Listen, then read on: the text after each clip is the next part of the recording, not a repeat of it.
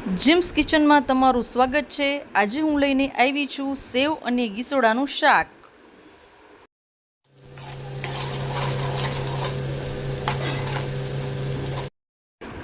આજની રેસીપી એકદમ જબરદસ્ત રહેવાની છે, તો વિડીયો આખો જોજો। અહીંયા મેં એક દેશી ગીસોડું લઈ લીધેલું છે, ત્યારબાદ 1 વાટકી જેટલી ઝીણી સેવ, 3 થી 4 લીલી મરચી, લસણ।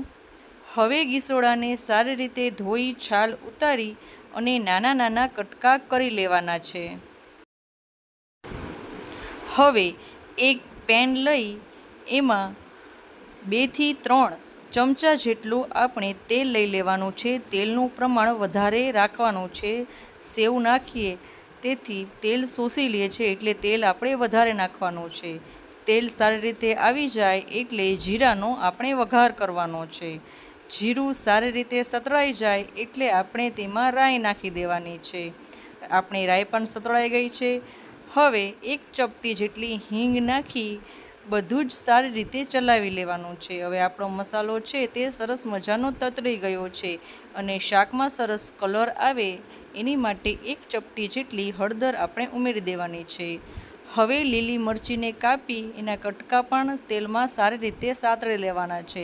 તેલમાં સતળાઈ જાય એટલે મરચીનો ટેસ્ટ છે તે તેલમાં બેસી જાય છે અને શાકમાં નેચરલી તીખાશ આવે છે। તમે આવી રીતે કરશો તો શાક ખૂબ જ સરસ થશે। હવે આપણા ગલકા છે તે તેલમાં નાખી દેવાના છે। હવે ચમચાની મદદથી મરચી અને ગલકા સારી રીતે મિક્સ કરી લેવાના છે। તમે જોઈ શકો છો હળદર નાખી હતી એટલે કલર પણ ખૂબ જ સરસ લાગ્યો છે। હવે લસણ ખાંડી અને લસણ પણ આપણે તેમાં ઉમેરી દેવાનું છે। ત્યારબાદ સારી રીતે ચલાવી અને તેલ છૂટું પડી જાય ત્યાં સુધી આપણે ચલાવવાનું છે। તમે જોઈ શકો છો આ રીતે તમે ગલકાનું શાક બનાવશો તો આખું ઘર 1 રોટલી ખાતું હશે તો 4 રોટલી ખાશે। હવે વારાફરતી આપણે સ્વાદ અનુસાર બધા જ મસાલા આપણે તેમાં ઉમેરી દઈશું। જીરું, મીઠું, હળદર વગેરે નાખી અને ચમચાની મદદથી સારી રીતે ચલાવી લઈશું।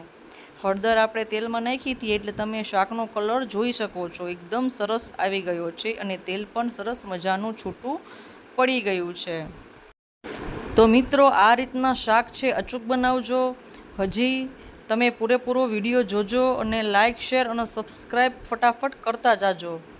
હવે અડધો ગ્લાસ જેટલું આપણે પાણી ઉમેરી દેવાનું છે અને 10 થી 10 મિનિટ જેટલું ચડવા દેવાનું છે।